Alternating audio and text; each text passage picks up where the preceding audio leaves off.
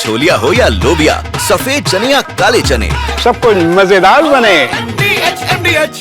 रूस यूक्रेन की जंग का दायरा बढ़ता जा रहा है। जिस यूरोप को रूस के हमले का डर सता रहा है, वहीं यूरोप अब नेटो के बल पर रूस के कैलिनिनग्राद पर कब्जे की तैयारी कर रहे हैं। लेकिन पुतिन ने नेटो के इस प्लान का ऐसा जवाब तलाश लिया जो नेटो और यूरोप के लिए सबसे बड़ा संकट बन सकता है। अब क्या है वो संकट, देखिए इस रिपोर्ट में।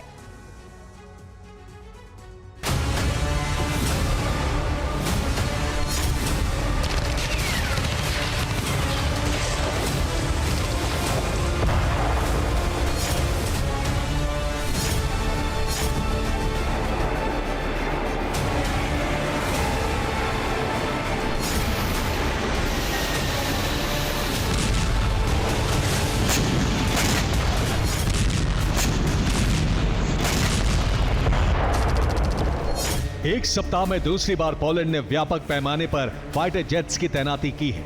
ये एक नेटो देश के रूप में सामान्य तैनाती मानी जा सकती थी, लेकिन रूस के साथ टकराव ने मकसद साफ कर दिया है, रूस को नुकसान पहुंचाना।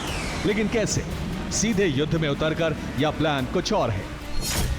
नेटो का प्लान, सैन्य अभियान। रूस के खिलाफ सैन्य अभियान में नेटो की भागीदारी अब तय है, और यह अनुमान नहीं है बल्कि नेटो का ऐलान है, जिसमें चेहरा बने हैं अमेरिकी सेना के यूरोप और अफ्रीका के कमांडर जनरल क्रिस्टोफर डॉनह्यू।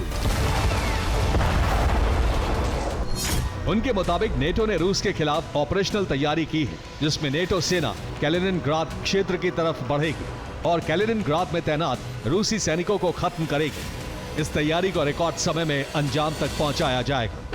ये बयान नहीं है बल्कि रूस के लिए चेतावनी है, जिसका सीधा मतलब है कि अगर रूस नहीं रुका तो फिर नेटो कुछ ही घंटों में कैलिनिनग्राद पर कब्जा कर सकता है। तो क्या रूस इस चेतावनी पर खामोश है? बिल्कुल नहीं।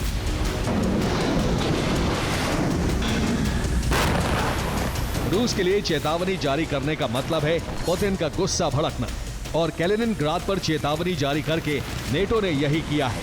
पुतिन को फैसला लेने में एक सेकंड का भी समय नहीं लगा। उन्होंने कैलिनिनग्राद की धमकी का जवाब ऑपरेशन सुवाल्की गैप से देने की तैयारी शुरू कर दी।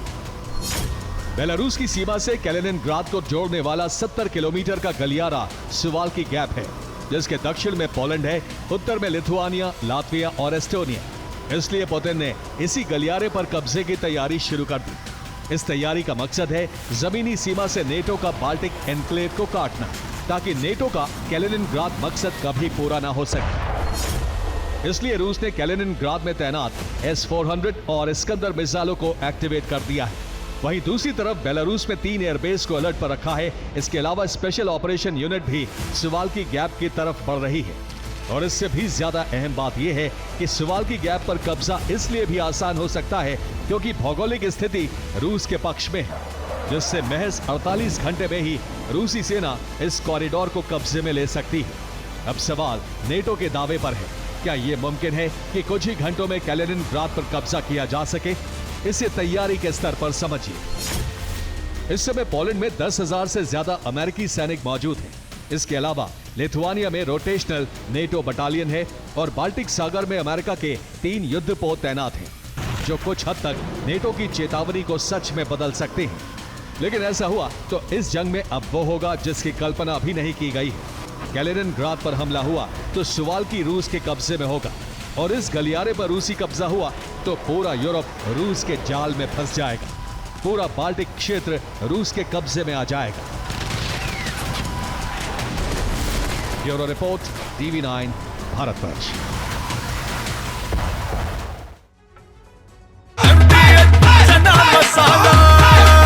अब छोलिया हो या लोबिया, सफेद चने या काले चने, सब कुछ मजेदार बने।